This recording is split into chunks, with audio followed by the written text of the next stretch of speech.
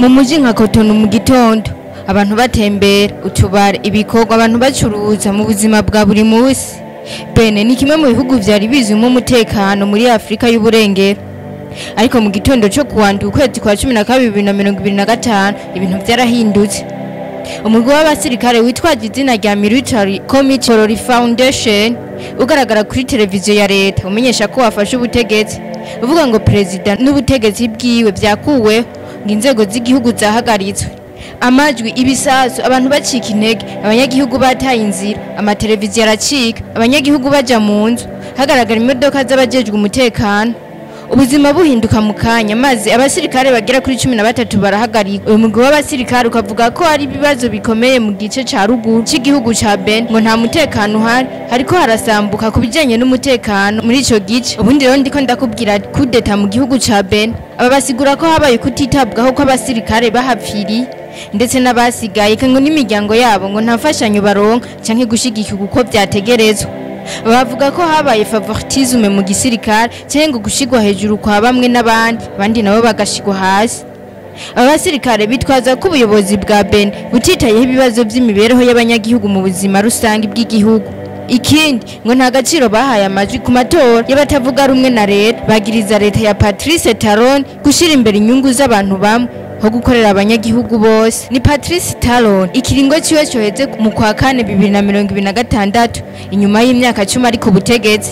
Mu ijambo rya Alassane Seyid, umushikiranganje w'intwaro yo hagati mu gihugu ndetse n'umutekano, akavuga ko iyi kudeta yahagaritswe hari haheze amasaha make abasirikare bafashe ubutegetsi, abandi basirikare nabo bagumye ku gisirikare ca leta bemeje ko kudeta yahagaritswe. Televiziyo ni radio byasubijwe maze abantu basubira mu bikorwa nk'uko byari bisanzwe. Aha hafashwe abasirikare bagera kuri 14 ari nabo bari bateguye iyi kudeta, maze aba basirikare bashirikiye ubutegetsi basubiza ibintu uko byari bimeze bisubira ku murongo. Ibi rero bikaba bikomeje gutera impungenge abana bari ku matora yimirije ku itariki ya 12 kwa kane 2025. Bamwe bagira bati mbega ko amatora yimirije ubwo bizohava bigenda gute?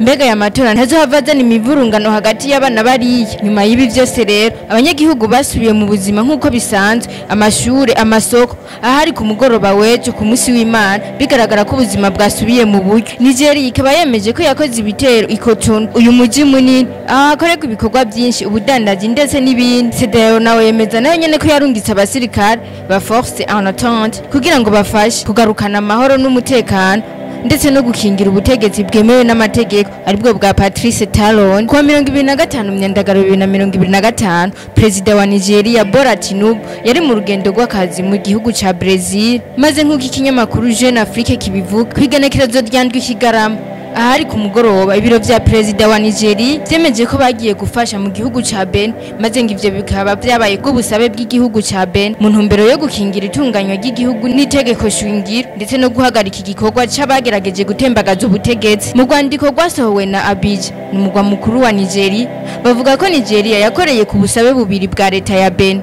Nguko rero uko byari byifashe, Perezida wa Nigeria Bola Tinubu yatanze itegeko ryo kurungika indege z'intambara kugira ngo zije gufasha gukura habo ba putschiste ari nabo bari bigaruriye televiziyo y'igihugu hamwe n'ikambi imwe y'igisirikare. Aha nyene hari abasirikare bakuru babiri bari bafashwe n'aba bagerageje gutembagaza ubutegetsi, maze nyuma y'amasaha 28 bararekugwa ku mugoroba wo kuwa Mungu nyene. Perezida wa Bénin Patrice Talon akaba yamenyesheje ko iyi ntambara yo gutembagaza ubutegetsi tazijana uko nyene atagikurikiye.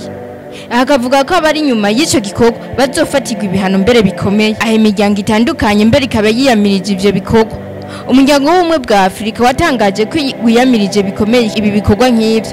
CEDEAO n'umuryango wa Afrika y'uburengero nayimenyesha kiraje ushinga n'igikorwa nk'ico. Abanyepolitike bashigikiye leta nabo bakaba bashimira abasirikare n'igipolisi ku gikorwa ciza bakoze cyo guhagarika iyi kudeta. Coup, uyu n'umunyepolitike wo mu runani rutavuga rumwe na leta, ariko uyu ntari kumwe n'aba bagerageje gutembagaza ubutegetsi. Uyu nawe yagize icyavuga, avuga ko ibi bidakwiye kwihanganirwa kubona hari abantu bagerageza gutembagaza ubutegetsi. Inama y'abepiskopi bo muri Bénin nayo ikaba yagize icishikirije. Aho inama yagaragaje impungenge kuri ibi byaraye bibaye. Mu rwandiko rw'inama y'abasenyeri bo muri Bénin canke abepiskopi yasohoye kuri uyu rwandiko Kigarama 2025, abamaze gutangaza ko biyamirije cyane ibintu byo gukoresha ubwicanyi canke ibindi bikorwa byose byoshobora guhungabanya amahoro ndetse n'ubumwe mu gihugu ca Bénin. Abepiskopi bo muri Bénin abemeje ko bari bafatanye mu nda n'umutima wose n'abagize ubutegetsi abagize uruhara kubijanye n'iyo kudeta imiryango yakozwe ko n'ivyabaye ku musi wejo ababepiskopi nyene basaba bemera bose ndetse n'abandi gusenga kugira ngo Imana ikingire igihugu ca Bénin ndetse n'ibindi bihugu byose ibirinda kabi haba amahoro ndetse n'ituze. Itangazo ryerekana ko abashatse guhirika ubutegetsi ari ingendo itemewe, basaba kandi abemera abakristo ndetse n'abanyagihugu bose gufata ingingo yo gusaba amahoro no gusubiza hamwe. Abafata ko gusenga no gusaba Imana kurinda igihugu aribwo buryo bwotuma haba hituze ndetse no kugarukana amahoro. Uyu mugwi w'abasirikare rero wari urongowe na Lieutenant Colonel Pascal Tigi naho utaroraniwe mu gikorwa wari wateguye. Ibi birateye impungenge kuri abana bari ku musi wejo nyene. Perezida Patrice Talon yagize ati twese dufata imyanya dusubiza ibintu nk'uko byari ubwa mbere, duteza imbere amahoro. Turasaba abanyagihugu ko guhera kuri uyu mugoroba, aha ndavuga ku mugoroba wo kuw'Imana, gusubira ku bikorwa byabo bya buri munsi. Perezida yaravuze kandi ko kubwicanyi bwabaye muri iki gikorwa ariko ntiyamenyesheje igitigiri cyabo byahitanye ndetse n'abaribo naho ubutegetsi bwiwe bwagerageje guhungabanya. Patrice Talon yagaragaje umunezero ahari kuri televiziyo avuga ko ibi bibazo byakurikiranye. Umunyamabanga mukuru wa ONU Antonio Guterres atubwo n'ubugome kugerageza kudeta haratera ibyatsi bikorwa bijanye n'ivyo kuko bidakurikiza amasezerano ya demokrasi. Yategetse kuko hojaho ingingo y'itegeko ry'ubutegetsi bwemewe n'amategeko, hagasaba amategeko n'amasezerano yo gushira hamwe kugira ngo y'igihugu ca Bénin kugira ngo vyubahirizwe. Mu itangazo rero nk'uko bivugwa n'umuvugizi wiwe, ico gitero gishobora guteza umutekano muke mu karere. Mu gihe hageragejwe gutera kudeta, ibi bihungabanya ubutegetsi, amahoro n'umutekano w'igihugu, kuri igihugu gishingiye kuri demokrasi n'amategeko agenga igihugu. Hashobora kuba ingaruka muri aka karere ka Afrika y'uburengero. Kudeta rero zikomeza gukwiragira, ibi bishobora guhungabanya amategeko, ubutegetsi, umutekano ku bihugu bihana imbibi. ONU yagaragaje ko ivyo bishobora guteza umutekano muke mu karere. Kubahiriza amategeko n'inzego za demokrasi ni ikintu gikomeye ku gihugu kugira ngo congere kwizego, kirushirize kugira amahoro ndetse no gukomeza gukorana n'amahanga. Ibi nivyo Guterres yasavye. ONU kandi irashimangira ko atagikorwa cyo gufata ubutegetsi ku nguvu gishobora kwihanganirwa. Abanyagihugu ba Bénin ndetse na Afrika yose bagume bari maso, bashigikire demokrasi, birinde gusubira nyuma ndetse no mu bijanye n'igisirikare. Uretse ko kudeta yo kuwandwa Kigarama 2025 itakunze, mu mwaka w'igihumbi kimwe amajana icenda na mirongo itandatu na gatatu Christophe Sogro yakoze kudeta. Uyu yagwanya Hubert Mag mu myaka yakurikiye 1964 ndetse n'1969. Habaye kandi guhirika ubutegetsi igihe hatwara Dahomey. Mu mwaka w'igihumbi kimwe amajana icenda na mirongo irindwi na kabiri Machekereku yateye kudeta afata ubutegetsi atanguza Republika nshasha. Hari n'abandi bagerageje amakudeta ariko bitigeze bikunda, iciswe Operation Crevette.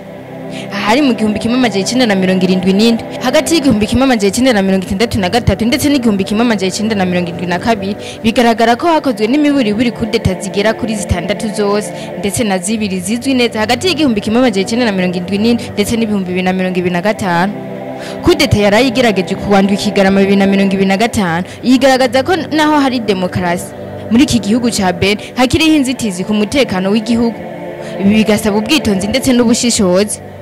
Ubundi wakwibaza impamvu ibihugu byo muri Afrika bikunda kubamwe amakudeta. Reka nkurangire kudeta zagiye ziraba muri aka karere ka Afrika y'uburengero. Ghana hamaze kuba kudeta zigera kuri 5 zarakunze maze 2 ziranga. Nigeria hamaze kuba kudeta 8, 7 zarakunze maze 1 iranga. Cote d'Ivoire 4, ahimwe yarakunze maze 3 ziranga. Muri Niger bigaragara ko hamaze kuba kudeta zigera kuri 7 zose, 5 zarakunze maze 2 ziranga. Reka no muri Mali nyene hamaze kuba kudeta zigera kuri 7, 5 zarakunze maze 2 ziranga. Burkina Faso niho hamaze kuba kudeta nyinshi zigera kuri 10, imaze 7 zarakunze 3 ziranga. Liberia 2 zarakunze maze izindi 2 ziranga. Gambia hamaze kuba kudeta 4, imwe yarakunze 3 ziranga. Guinea Bissau kudeta 8 zose, 4 zarakunze maze 4 ziranga. Mauritania kudeta 8 zose, 6 zarakunze maze 2 ziranga. Togo 3 izi zakunze zose. Guinea 4 3 zarakunze maze 1 iranga. Bénin nayo nyene ari nayo turiko kuri uyu munsi hamaze kuba kudeta 5 zarakunze maze 2 ziranga. Ni nyene yarayigerageje ikaba yarashoboye kwanga, bikaba bitakunze kwishobora gushikwako. Sierra Leone 8 zose, 6 zarakunze maze 2 ziranga.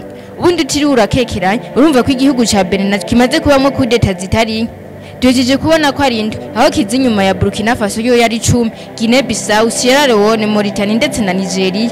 Ibi nivyo bihugu biza imbere ya Benin. Ubundi nyene birumvikana ibihugu byinshi byo muri Afrika birangwamwe amakudeta.